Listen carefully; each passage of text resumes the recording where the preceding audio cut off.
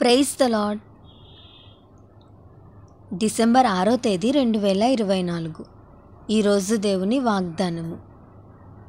తల్లి అయిన మరియను ఆ శిశువును చూచి సాగిలపడి ఆయనను పూజించి తమ పెట్టెలు విప్పి బంగారమును సాంబ్రాణి బోలమును కానుకలుగా ఆయనకు సమర్పించిరి. మత్తయి సువార్త 2వ అధ్యాయం 11వ వచనం. ఈరోజు మనం జ్ఞానుల నుంచి కొన్ని అమూల్యమైన లక్షణాలను నేర్చుకుందాం. జ్ఞానులు తూర్పు దేశమునకు సంబంధించిన వారు. వీరు స్వప్నములకు దర్శనములకు అర్థం చెప్పువారు.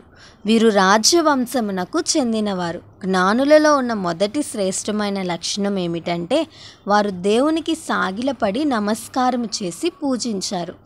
రాజవంశమునకు చెందినవారైనప్పటికీ తమను తాము తగ్గించుకొని సాష్టాంగ నమస్కారము చేసి దేవునికి స్తుతులు చెల్లించినట్లు మనం చూస్తున్నాం.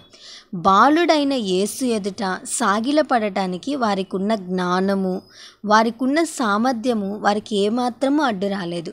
రెండవదిగా మనం చూసినట్లయితే విలువైన అర్పణలు సమర్పించారు. ఈరోజు ఈ వాక్యం వింటున్న నీవు క్రీస్తును పూజించకుండా, నీ హృదయాన్ని సమర్పించుకొనకుండా క్రిస్మస్ పాటలు పాడుతూ కొత్త బట్టలు ధరించుకొని ఆలయానికి వెళ్తే ఆ పండుగకు అర్థం లేదు. బైబిల్లో ఒక మాట ఉంటుంది, తనను తాను తగ్గించుకొనివాడు హెచ్చింపబడును అని.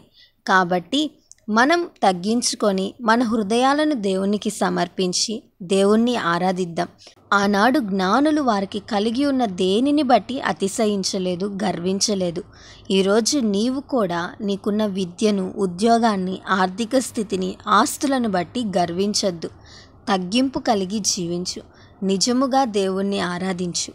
అట్టి కృప దేవుడు మనందరికీ దయచేయునుగాక. ఆమెన్.